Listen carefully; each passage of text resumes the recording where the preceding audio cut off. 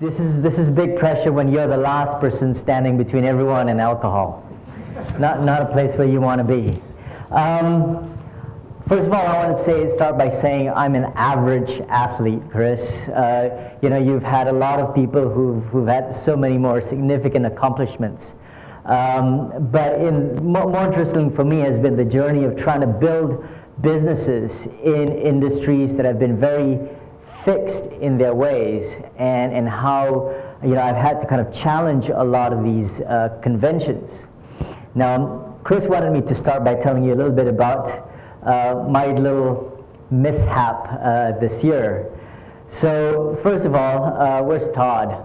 Todd, thank you very much for organizing a really wonderful Ironman 70.3 in Vietnam in May this year.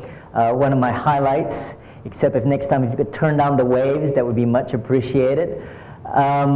And 2 weeks after that race, feeling very excited, I had new electronic shifters on my bicycle. I went out for a spin. Normally as a triathlete, you ride 100, 200 kilometers. This time around, it was just an 8-kilometer neighborhood ride around around my neighborhood just to play with my new toy. And at 8:55 in the morning, didn't realize this, but someone came from behind at pretty high speed and took me out. So that's my silhouette there on the car. Unfortunately, that meant a cracked skull and some bleeding in the brain, thorax 5, 6, 7 on the spine, a broken scapula, cracked ulna, and a cracked fibula. Now, when I regained consciousness after the surgeries, it was a pretty dark place for me, because suddenly, I'd left a big organization to build my own my business from start, and I'm wondering, do I give that up now? What's going to happen to my family? I've got school-going kids, not a happy place to be. And when visiting hours opened up, I had some well-meaning friends and family members come to visit me. And like true Malaysians, the first thing they did was they scolded me. They basically admonished me for, having the sheer stupidity to ride a bicycle on Malaysian roads. Don't you know that Malaysian drivers are reckless and dangerous? You shouldn't have done this. You shouldn't have put yourself at this risk, especially because you're a father. Think about your family. This is not what you should be doing. And interestingly, at that depth of darkness, as they started to kind of reinforce this message about you shouldn't be taking these risks, it was highly irresponsible, I discovered a purpose. And for me, when you frame that purpose in the context of doing something for someone else, it suddenly empowers you. Because as I thought about the message that I wanted to give my kids, I said, well, what I want my kids to grow up to learn is life sucks, right? But you got to keep going, and you're going to get knocked down. We can't go through life hiding and avoiding risks. We've got to go out there, put ourselves up, and inevitably we are going to get knocked down.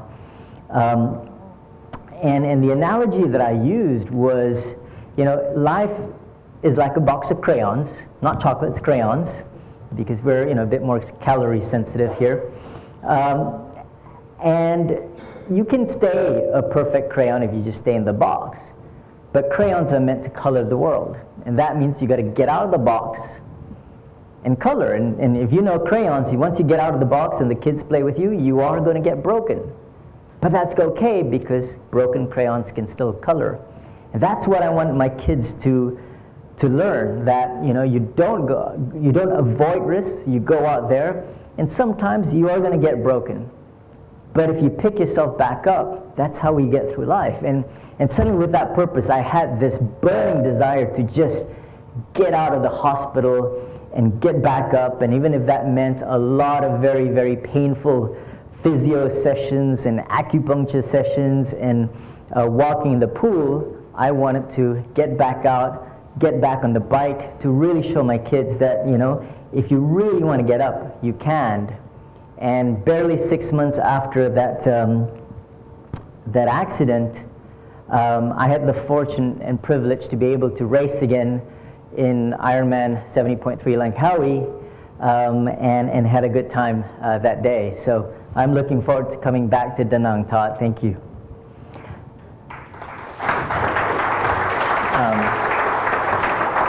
But main thing for me, though, it really echoed what I went through with my business journey. And the one thing I've learned is you can go through life with all the plans that you want, and certainly for me, and I don't know, maybe I was just born unlucky, but nothing ever went according to plan. When we started AirAsia X, first of all, AirAsia X had to be started as a separate company because AirAsia didn't believe in the idea, and I'll come back to that. But with all these plans, we launched in November 2007 with our inaugural flight to the Gold Coast in Australia. Within a few months after November 2007, the global financial crisis kicked. We had one plane. We had raised financing from banks, and we learned that there's this clause that says material adverse circumstance. The bank can pull out all the loans that they've given you.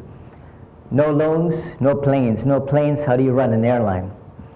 On top of that, the even more challenging thing is that that same year, oil prices went completely crazy. Our business plan basically said oil prices would be about $75 a barrel, and if you can see 2004 to 2007, it was about $60, $70, $80 a barrel. It stayed nicely in that range.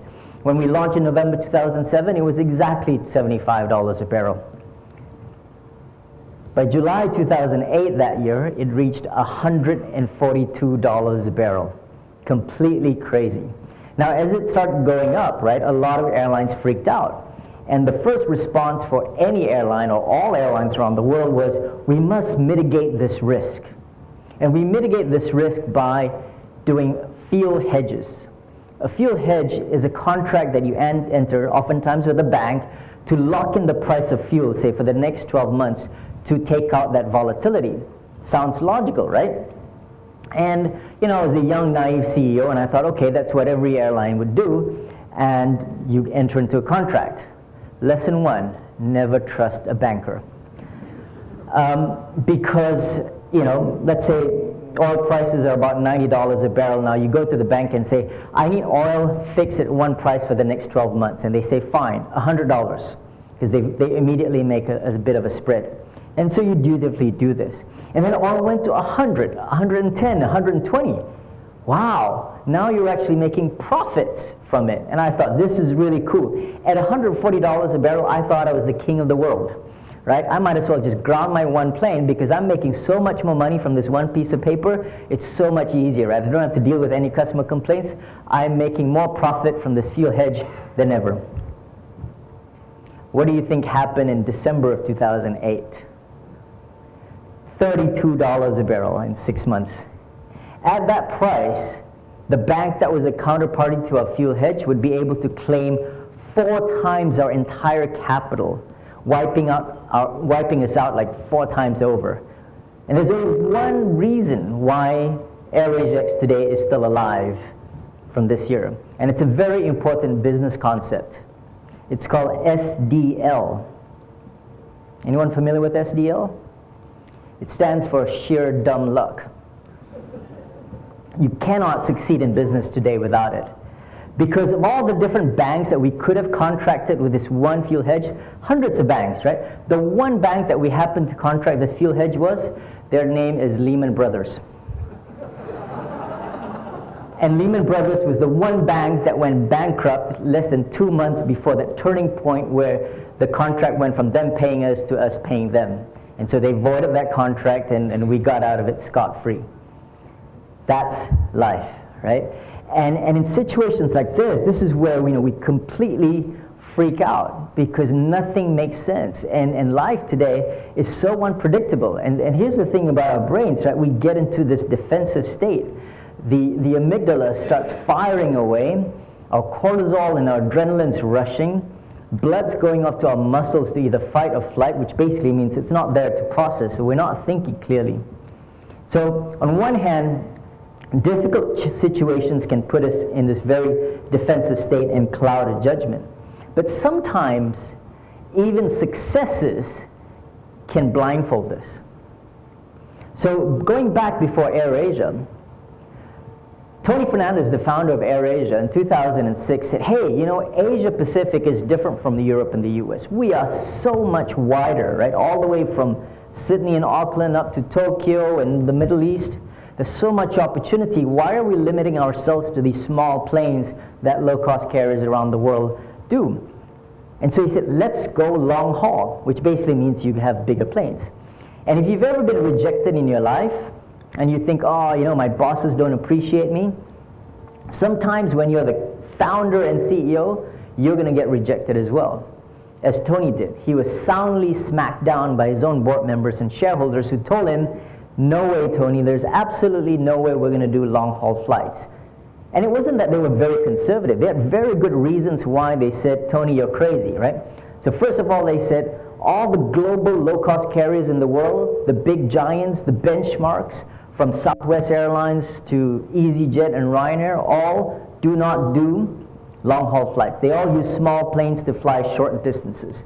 Because the idea is, you know, you do these quick 25-minute turnarounds so you can squeeze 8 flights in one day, whereas a British Airways or Singapore Airlines can only do 4 flights a day. That's the main cost advantage. But if one flight, one sector is 10 hours and you come back another 10 hours, how are you going to squeeze 8 flights in a day? Can't do it. On top of it, airline experts say it cannot be done. They had all the data in the world, and this is why, again, problem number 1, be very careful with data. Because what their data showed, they plotted all the airlines around the world, their unit cost against flight distance. And what they showed was, if you look at the differential between full-service legacy airlines and low-cost airlines, the unit cost difference, as it gets to about 4 hours of flying time, that unit cost disappears. So the natural logical conclusion is the low-cost carrier model doesn't work beyond 4 hours. What's the problem with consultants and analysts? Well, the problem is they're limited by data. They're limited by existing data points. They're not allowed to make up data points unless you're a very creative banker. And so for them, they can't imagine an airline model that doesn't exist before.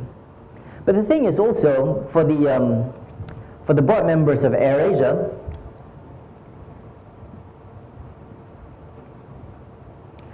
the idea of going long haul is not new. From as early as the 1970s, Freddie Laker tried to do cheap flights from London to New York. People Express in the 1980s in the US tried to do low-cost long-haul flights. And even right before us here in Asia, Oasis Hong Kong offered cheap flights from Hong Kong to London. And all of them, without fail, failed. Right? So if you're a board member, you think, look, this is very sound, logical reason why it cannot be done. Because the moment you go long haul, you're going up against global giants. Singapore Airlines, Cathay, BA, Qantas, all with hundreds of planes in their fleet in a very scale and capital intensive business. You try to start as a new entrant, 1 plane. How do you compete against a giant like Singapore Airlines? It's a recipe for disaster. And that's why Tony said, okay, if no one in the entire airline industry believes that it can be done, I have to find someone from outside the airline industry who's gullible enough not to know that this is an impossible undertaking. And over some late night beverages, he somehow convinced me to try to pull this off. And in a nutshell, just to simplify it, right, how did we, when we started AirAsia X with that 1 plane flying to the Gold Coast, operate at a unit cost 1/3 of Singapore Airlines, which was then the world's most cost-efficient long-haul carrier? By thinking differently. One thing that we noticed that no one airline in the entire world had saw, and the best way to explain this is if you were to Google Cathay Pacific's annual report right now, there's a line there that says average aircraft utilization, 12 hours a day. They spend hundreds of millions of dollars, in fact $100 million per aircraft, very expensive asset, and they're only using it 50% of the time. Imagine running a hotel, a data center, a shopping mall, big assets at only 50% capacity. Crazy, right? But that's what these airlines do. Why? Their whole DNA has been about serving one customer. a very important business executive like Chris, who flies everywhere in first class and business class, right?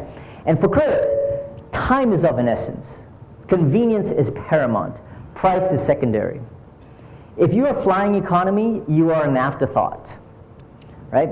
For them, they had designed the whole airline model to serve the convenience of important business executives. Do you notice why a lot of long-haul flights leave late at night? So that, Chris can work all through the day, pull off an amazing conference, finish off by 6, 7, and rush to the airport to catch this late night flight. Chris flies so often, he knows the airline schedule at the back of his hands, right? SQ332, Singapore to London, get me on that flight. What's the average flight time from Singapore to London?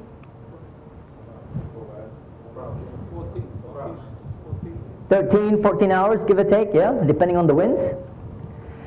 But for Chris to know the airline schedule, the airlines basically say we must fly the same time every day. That's the convenience that he wants. He wants that predictability.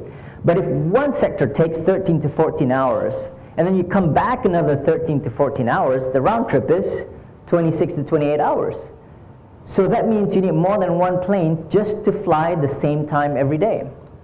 And the thing is, when that plane arrives in London, it doesn't turn back immediately. Because when that plane arrives at London at 6 a.m., by the way, it's designed to arrive at 6 a.m. so that he can get off, get ready, get into the cab for his first important meeting in London before 9 a.m. That's how airlines schedule flights, right? But if it were to fly back immediately, that means the departure would be 7 a.m. What time would Chris have to wake up in downtown London to get ready, get into his limo, arrive at Heathrow, check in, and catch a 7 a.m. departure? What time do you have to wake up, Chris? He has to wake up at 3. I could probably pull it off a bit later at 4 because I need less time to do my hair.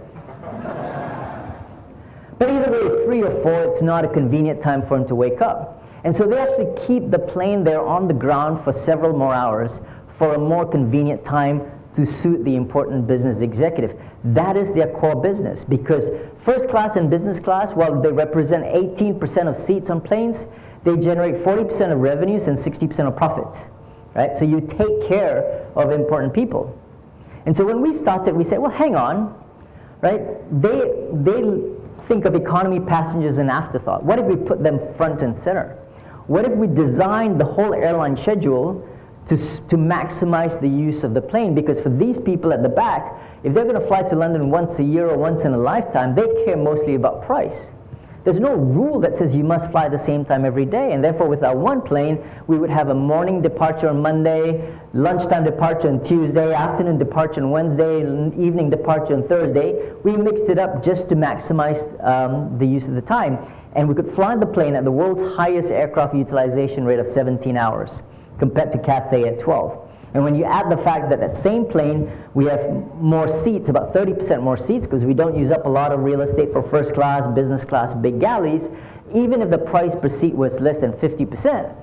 In 1 year, because we've got more than 30% more seats on that plane, and that plane is flying about 30 to 40% more times in that year, we would get the same amount of revenue as Singapore Airlines or Cathay.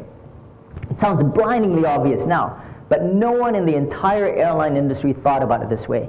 Because even if you're Oasis Hong Kong, you start an airline, you think, okay, how do we do airline schedules? Well, let's hire an airline scheduler. Where do we find one? We find one at Cathay. You pay him more, he joins you, and he says, this is how we schedule airlines. We depart at night, it arrives at Gatwick in the morning, we keep the plane there for several hours, and then it flies.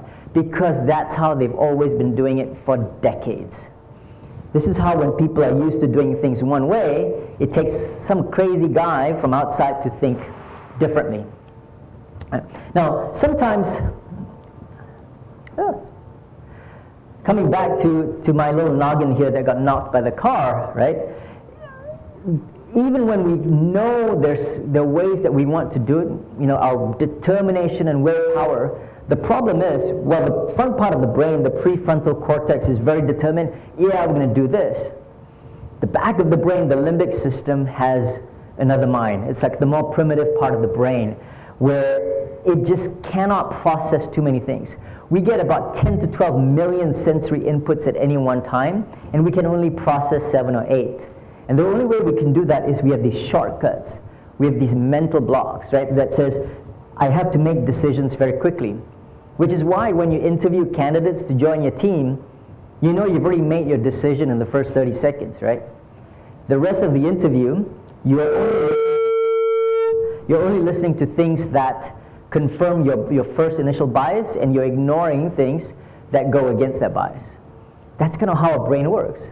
Which is why, famously, when we talk about people wanting to get healthy, right, most people give up, right? So in Malaysia, if a doctor tells you, look, you really need to start dieting and start exercising and managing your stress, only 26% of people actually listen to doctors. You start a diet in January, by now December 11th, only 7% of you are still on your diet. If you're gym memberships that are full in January, by December 11th now, only about 28% of people are still staying to the gym. If you're wearing a Fitbit and you've got your WhatsApp group, your 10,000 step group in January, by now most of you have deliberately lost your Fitbits, right? Corporate wellness programs, 24% retention rate. So as much as good intentions are, the problem is, if it doesn't get baked into the limbic system, it doesn't stick. And so this is kind of the big challenge that we see. Can I get help to move it? And so while the 20% of people who succeed, and there are people who succeed, and most of them are probably your clientele, right, who are these crazy type A athletes that work with Todd, right, self-motivated, achievement-oriented, goal-focused. The reality is 80% of our population can't handle this, right? That stress and anxiety, the inability to cope with too many conflicting demands is what causes them to drop off. Not because they don't know the health benefits, they just cannot override all the rules that are already imprinted in the back of their brain. And similarly in business, right? A lot of businesses today talk about, yeah, we're going to be more agile, we're going to be more innovative, yeah. That's the prefrontal cortex talking. But what really happens at the back, the corporate limbic system for me, is like the 12-month cycle. You know how big companies are still very fixated on the 12-month cycle, right? It's as if the arbitrary time it takes for the earth to go around the sun is how we must run our business. We have annual plans and budgets. We have annual performance appraisals. Your board members want all the board meetings to be locked in for the full year so that everything is predictable. It's like only one time of the year that we're going to do our strategy analysis, set the plan, set the budget, and for the rest of the year it's manage variance to budget, variance to budget, variance to budget. But the world that we live in today moves so much faster, and there's this risk of tunnel visioning if we only stick to what's written in the budget, right? And this is where people get into this big trap. And so when you think about startups, the first thing we have to do is nuclear bomb this 12-month rule, right? Because it's just too slow. Because for startups, we don't have capital, we don't have brand, we don't have distribution. The only thing we have is speed. And therefore, it's the ability to move a lot faster. What those guys do in a year, we have to do in 1 to 2 weeks, right? We define our work in these short bursts, sprints. And most importantly, at the end of every sprint is where we say, hey, what's worked? Let's keep doing that. What doesn't work? Let's stop doing that. So many organizations know what's broken inside, but they still keep doing it. And the most important thing is, what have we learned outside that we're going to try something new every day? Because creative ideas don't come from like retreats and brainstorming sessions. They come from the regularity of looking for new ideas based on trying to connect dots. And that's kind of what happens with kind of how the brain works, right? The only way to override the limbic system is constant repetition, teaching our brains to keep connecting new dots. And where I'm reminded about this is Todd in swimming, because you know it's interesting that when you train for an Ironman swim, which is a 3.8 kilometer swim, you don't swim 3.8 kilometers, right? Because if you start swimming too long, your stroke breaks down and you kind of imprint all these bad habits. Instead, your swim instructor will tell you, keep things short, but keep it very, very frequent, right? Like 3, 4, 5 times a week, but short bursts, 100-meter sets, 10 times 100 meters or 10 times 200 meters, but you don't go 4 kilometers in one go. So it's that same process that's required to start kind of reprinting the brain. Creating a culture, similarly, is one where we have to figure out how do we start to think differently regularly. And so the simple framework we came up with is to use these 4 words, which I'm very sure we stole from the internet. Victim versus player, knower versus learner. I mean, hopefully some of you would know this, right? A victim is someone who says, "Oh, sorry I'm late, traffic is bad." Or, "Oh, budget overran, vendor's fault." Right? Always finding someone else to blame. A player, by contrast, is someone who says, "Oh, sorry I'm late, I should have accounted for traffic contingencies. Next time I'm going to take that into account." Or he says, "Oh, budget overran. You know, I think if we had better coordinated or communicated with our vendor, we could have avoided this." So even though the initial cause may have been an external circumstance, we start to think of what could we have done differently to avoid or mitigate that situation. Knowers versus learners. I don't know about you, but I have a lot of knowers, right? Knowers are people who go, "This is the only way it can be done," right? A lot in the airline industry. "This is the only way it must be done." A learner would say, "Well, from my experience, I think we should be doing this. What do you guys think?" Opening it up for new views. And the thing is, this is really hard. Even though I wrote the culture manual for iFlix, and I wrote the chapter on victim, player, knower, learner, and I've got a book coming up, and I've written about this, I still found myself occasionally making victim statements and knower statements. The most important thing in the culture was to create a system where everyone was comfortable calling each other out. Because when it happens on the spot, the feedback and the imprinting happens much more efficiently. So encouraging our young kids or the young members of our teams to say, "Hey, Azran, that sounds like a victim statement." "Oh, okay, let me rephrase that," right? "Or that sounds like a knower statement. Let me rephrase that." And that feedback, when that happens in our day-to-day meetings and conversations, over time, we start to become a lot more conscious about victim statements and knower statements. And this far affects how we think and what we do than a lot of the other sort of, big culture events and team building events, because it's this thinking that's going to shape the whole attitude and approach to tackling a challenging environment. And that's why, for me, what I wanted to do, the inspiration I got at the start of this year was how do we then put this all together in an app and start to really help people who don't have access to professionals. Because what science has shown is if you actually had someone working with you, so if you're a triathlete and you're average, but if you have someone like Todd coaching you, you are 58% likely to succeed. Not 100, you're not that good, Todd. Versus without a coach, you're trying to do it on yourself, you're only 15% likely to succeed. That's a 3x or 3.5x difference. But most people don't have access to this, right? How do you have someone, because it's hard for us to, on our own, understand when we sound like a victim, when we sound like a knower, understand all the kind of beliefs that we've quickly baked in. We need that mirror, someone to tell us whether something is working or not working, right? A coach would also kind of help us figure out what our real motivations are for change. Because for a lot of people, they try to embark on their health journey and they're only focused on things like, "Oh, I must lose weight," or "I need to fit into that wedding dress." And these are extrinsic motivations, and what science has shown is they're only about 1/3 as likely to be as effective as when we define our motivations as intrinsic motivations. So not an abstract reward down the line, but something where the dopamine can kick in at the end of every day. So for example, if you keep telling yourself, the reason why I want to be healthy is because I want to have energy to play with my kids at the end of the day, that is a 3x more powerful motivator than I want to lose 10 kilos or to fit in the wedding dress a year from now. Interesting concept. But more importantly also, again, is going through this journey, but having someone there to help you define the work in sprints.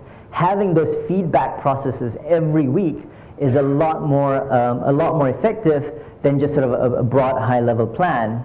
And mostly, I think for me, what I've learned is I need someone to be that mirror to help with understanding how do you cope, how do you solve problems. In Malaysia, for example, one interesting demographic, sub-demographic, working married Malay women with children, 20% higher obesity rate than the general population. If you're working, that means you're under a lot of stress from your job. You're married to a Malay man, a lot of stress, I guarantee you that, right? If you got kids, even more stress. You're supposed to manage your household. You're supposed to be the strong one in the family. Consequently, food is your coping mechanism. You don't eat because you're hungry, that's your only outlet. Right? And so telling this group, oh, cut your carbs and cut your sugars won't work if we don't get to the root cause of it. Right? And this is the kind of challenge that we've got to face. So how do we then provide this level of advice? Right? And this is where, for me, again, you hit these barriers from the way traditional people deal with it. So, for example, psychologists and dietitians are really against a lot of them are going against digital, because they say for effective coaching and therapy to happen, it must be face-to-face. I need a lot of these non-verbal cues and data points and understand, build trust and empathy and rapport. But the problem with that, take Malaysia again, right? We have 13 million adult Malaysians wrestling with chronic illnesses, of whom about 3 million have mental illness.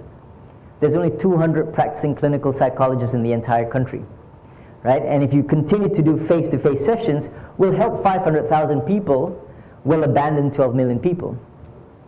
And so we need to find a different way of doing that. And that's why, for me, while bringing it all on an app may have its limitations in terms of losing that personalization, but it provides a lot more accessibility. It provides a lot more affordability for people who don't just have access to help. But most importantly, the challenge here in Asia is that there's this big stigma to getting help, right? People don't want to get help because they think it's a sign of weakness. But if we make it easy, where in the privacy of their own bedroom they can reach and get help, hopefully they're more willing to engage. And so, for us, it's kind of, baking in a lot of these features. This is just kind of version 1 of a prototype, but that for me is the big challenge. It's figuring out how can we then scale the level of coaching and health, sort of health therapy in a meaningful way, but in a more accessible way. Because otherwise, we are facing a stark epidemic. We're going to give the US and Australia a run for its money in terms of, the world's highest obesity rate.